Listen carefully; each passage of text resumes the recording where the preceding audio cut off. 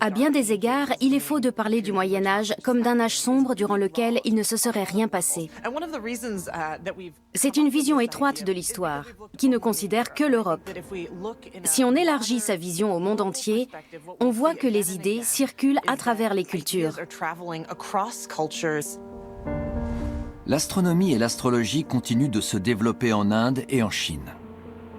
Plus près de nous, une civilisation naissante va aussi étudier le ciel, l'islam. Durant des siècles, le monde islamique va recueillir, conserver et transmettre le savoir antique qui aurait été en partie perdu sans lui. Jusqu'au XIIe siècle environ, Aristote, la plupart des textes de Ptolémée ainsi que les sciences mathématiques de la Grèce antique ne sont plus accessibles en Europe occidentale. Mais dans le monde arabe, des savants poursuivent l'œuvre des Grecs. Cela inaugure ce qu'on appelle l'âge d'or islamique, qui va durer plusieurs siècles. Une formidable culture érudite pleine de vigueur se développe. On étudie toutes les hypothèses concernant la nature du cosmos. On construit des observatoires dans tout le monde musulman.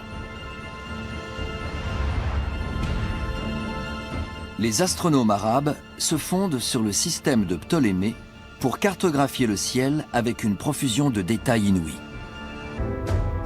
À partir du XIe siècle, en partie grâce aux traductions réalisées par les savants arabes, l'Occident redécouvre peu à peu des textes antiques oubliés.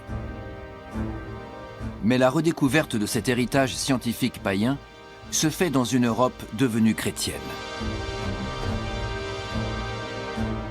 Les Européens ont beau avoir perdu les textes de Ptolémée, ils n'ont jamais cessé d'utiliser son système en accord avec les dogmes chrétiens.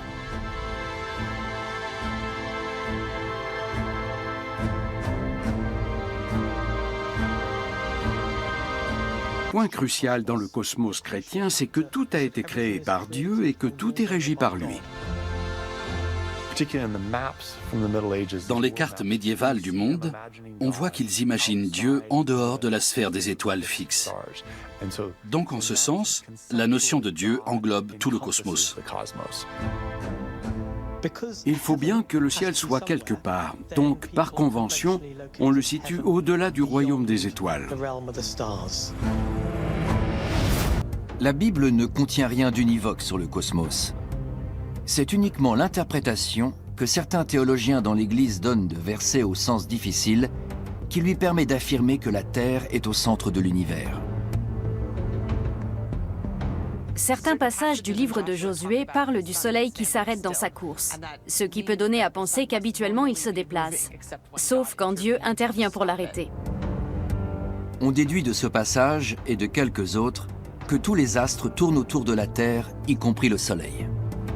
Le christianisme s'appuie sur le modèle grec pour étayer sa conception du cosmos et révéler la perfection mathématique de la création divine.